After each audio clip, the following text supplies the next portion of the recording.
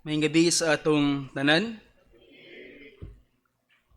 alang sa ato nga pamalandong sa pulong sa Dios niini nga kagabion. Let us open our Bible in First John.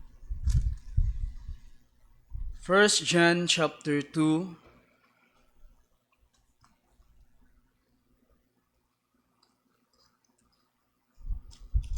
verse 15 down to verse 17.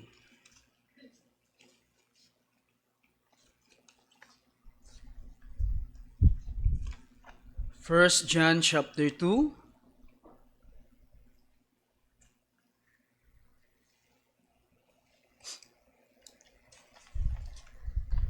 verse 15 down to verse 17. Ug kung nanatang tanan diha sa atong mga Bible, bisan sa atong mga kaigsuonan nga naa diha sa online, ato kini nga pagadunganon sa pagbasa. 1 John chapter 2 verse 15 down to verse 17. Love not the world, neither the things that are in the world. If any man love the world, the love of the Father is not in him. For all that is in the world, the lust of the flesh, the lust of the eyes, and the pride of life, is not of the Father, but is of the world. And the world passeth away, and the lust thereof, but he that doeth the will of God abideth forever. Ang Diyos magapanalangin sa iyong pulong. Let us pray. Among Diyos nga langitnon nga Amahan, salamat sa imong pagtapok kanamo nining kagabion dinhi sa balay simbahan. Salamat o Dios for your grace and mercy preserving us human nga milabay ang mga bagyo nga among nasinatian. Salamat Amahan nga imo kaming gidasig nga kami makadangop diha sa imong trono sa grasya, sa pagtugyan sa among mga lampuanan, sa pagtuaw diha kanimo o Dios. Ug labaw sa tanan nga kami padayon makadungog sa imong mga pulong, haron kami ma-revive, haron kami ma-refresh diha sa imong mga pulong, ma-remind sa mga kamatuoran diha sa imong mga pulong. Amahan, we are mindful of the medicines diha sa amo nga mga kasing-kasing. Padayon namo nga gihangyo ang imong grasya ug kaluoy nga sa among pagdangop kanimo diha sa among pagpamalandong sa imong mga pulong. Padayon namong gihangyo nga ikaw magapasaylo, ikaw magahugas pinaagi sa balaang dugo sa imong bugtong anak sa Ginoong Kristo. Maga-sanctify diha sa among hunahunaw kasing-kasing. Haron takos kami mo engage diha sa pagpamalandong sa imong mga pulong ug modawat diha sa mga espirituhanong panalangin diha sa imong mga pulong. Amahan, bless us even with wisdom and knowledge nga unsa nga among madungog diha sa imong mga pulong, among matipigan diha sa imong kasing-kasing ug among tinghaon sa pag-apply diha sa among mga kinabuhi. We pray usab Amahan nga ikaw magadasig ilabi na sa mga kaigsuonan sa pagtinguha nila nga makangani sila dinhi sa balay simbahan. Ikaw o Dios, magadala kanila safely haron sab sila padayon makaambit diha sa imong mga pulong ug mapanalinginan diha sa imong mga pulong. Bless us O Lord diha sa among pagtuon sa imong mga pulong, bisan sa among mga kaigsuonan nga naa diha through sa online nagapaminaw sa imong mga pulong. Ikaw sab maga-sanctify kanila, ikaw sab magapanalangin kanila. Kining tanan Amahan amo nga gitugyan ug among giampo gipasalamatan. In Jesus name we pray. Amen.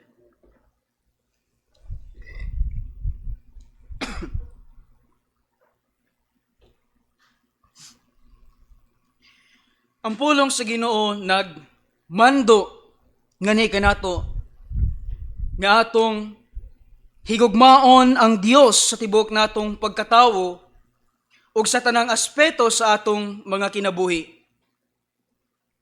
In Mark chapter 12 verse 30, ang pulong sa Ginoo nagaingon, "And thou shalt love the Lord thy God with all thy heart, and with all thy soul, and with all thy mind, and with all thy strength.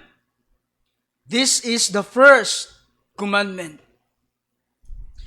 Now ako nagtuo nga kitang tanan nasayod niini nga kamanduan, kini dili na bag-o alang kanato, o kita usab mismo sa atong mga kaugalingon, nahibalo that we are expected sa pagtuman niini diha sa atong mga kinabuhi.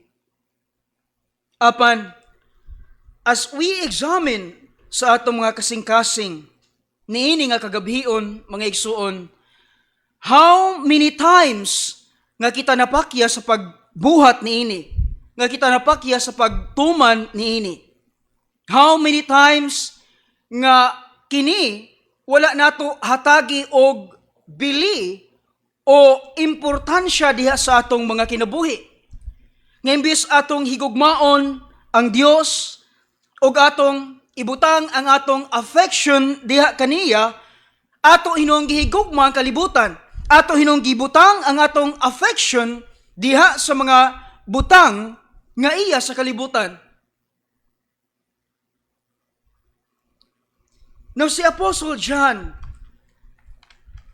nahibalo og nasayod siya nga adunay tendency kanato nga mga Kristohanon nga din kita mahaylo og mahigugma diha sa kalibutan. And that is why he commanded us diha sa atong teksto, ingon ko siya, "Love not the world, neither the things that are in the world." The word world dinhi mga igsuon, it refers to the adornments and allurements of this world. In other words, kini naghisgot nga na sa mga kalingawan. Kini naghisgot nga na sa mga unodnon nga mga kahilayan nga atong makita dinhi sa kalibutan. Na kung atong balik-balikan ang atong mga kinabuhi, kanhi ay sa wala pa kita diha sa atong Ginoong Hesukristo, mao kining mga butanga ang atong gikahinaman. Mao kining mga butanga ang nag-occupy kanunay diha sa atong mga kasing-kasing ug sa atong hunahuna. Mao kining mga butanga ang kanunay natong gipangita.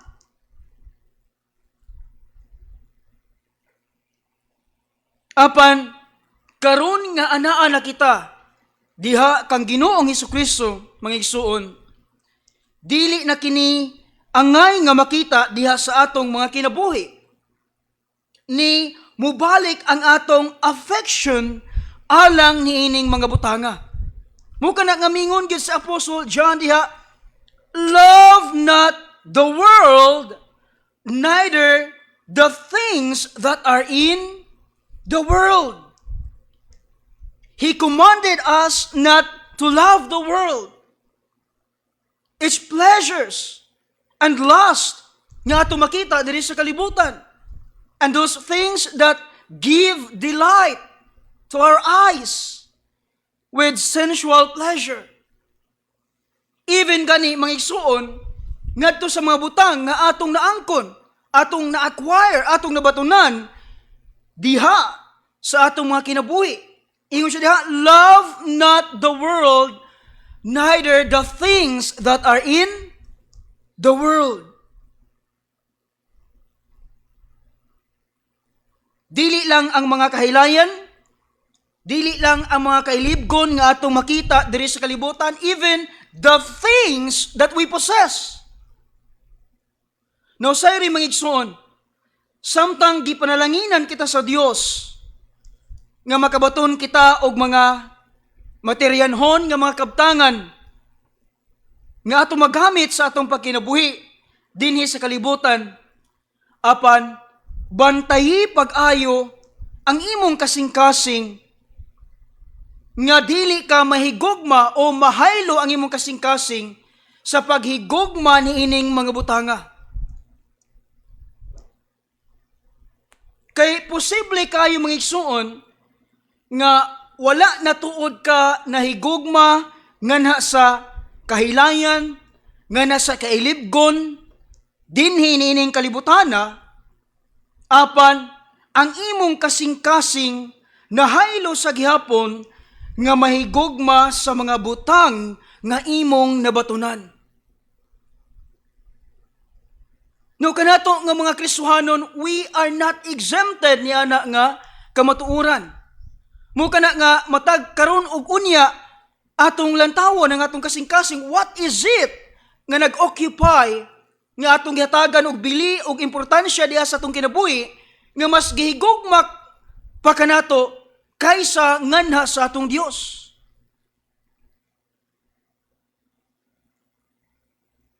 Si Apostle John nagmando nga ni kanato, love not the world, for he knows sa atong tendency nga diin mahaylo paghapon ng atong kasing-kasing diha sa kalibutan. And this command nga iyang gihatag gani kanatong may suon, dili kini pwede nato nga i-ignore. Ato kining himuon, ato kining hatagan og bili, og ato kining buhaton. Love not the world, neither the things that are in the world. Kaysa mga higayon, nga atong i-ignore ang maong kamantuan. And if we insist sa paghigugma sa kalibutan, now, notice dinhi may suon the consequence of loving the world. Sa unang abahin sa verse 15, gilantaw nato the command, love not the world, neither the things that are in the world. Now, the consequence of loving the world. And what is the consequence? Unsa may isang putanan, ingon siya diha, if any man love the world, the love of the Father is not in him. In other words, kung ato gining sumadahon, you will be deprived of the Father's love. Mahikawan ka diha sa gugma sa amahan. Now, sayri mga igsuon, nga ang imong paghigugma diha sa kalibutan, wala ka na nagpasabot nga diin mo kanay hinungdan nga nawala ang gugma sa Dios ngani kanato, for we know nga ang gugma sa amahan is unchanging, dili mausab. The moment we receive the love of God, nagapabiling ka na diha sa atong makinabuhi. Apan sa mga higayon, mga igsuon nga ikaw mahigugma sa kalibutan, ang imong paghigugma mga igsuon kana nagapadayag nga sukad sa sinugdanan, wala gyud ay diha ang gugma sa amahan diha kanimo. O kung wala ang gugma sa amahan diha kanimo, you do not belong to God. Dili ka iya sa amahan, dili ka iya sa Dios. And that is why we must examine sa atong mga kasing-kasing. You will deprive of the Father's love. Ikaduha, you will be deceived. Kaya nga naman sa imong pagigugma sa kalibutan, nagtuo kang ikaw masatisfy, nagtuo ka nga ikaw makontento, naon sa iyang giingon diha, for all that is in the world, the lust of the flesh, the lust of the eyes, and the pride of life is not of the Father, but is of the world. In other words, mga kahilayan o mga kalingawan, you will be deceived. And not only you will be deceived, you will be destroyed. Nga sama nga kining mga butanga temporaryo, lumalabay lamang dinhi sa kalibutan, ingon siya da, and the world passeth away, and the lust thereof. kawang ang imong pagigugma sa kalibutan, nga ikaw usab mahanaw sama sa kalibutan. And that is the consequence, mga igsoon, if we love the world. You will be deprived of the Father's love. You will be deceived and destroyed. But here, mga igsoon, the comfort is in verse 17. Kaya nga naman, last part sa verse 17, ingon diha, but he that doeth the will of God abideth forever. Now, the will of God, din may suon, it refers to the love of God, as in contrast diha sa atong pagigugma sa kalibutan. If you choose to love the Lord diha sa imuhang kinabuhi, then this is your comfort, and this is our assurance.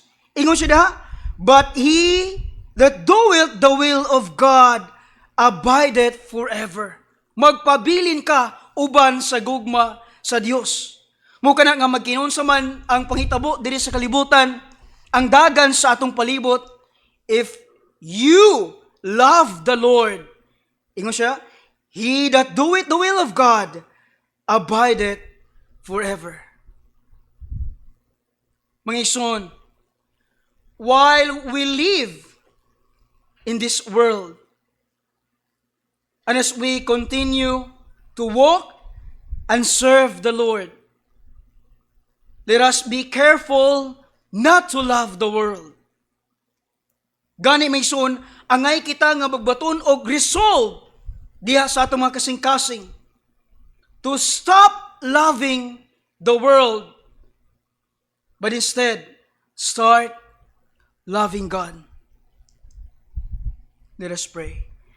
Among Dios nga langit nun nga Amahan, we thank you for thy word reminding us nga ni kanamo mga igso, mga nga amo nga ibutang ang amo nga paghigugma diha kanimo og dili diha sa kalibutan, even our affection.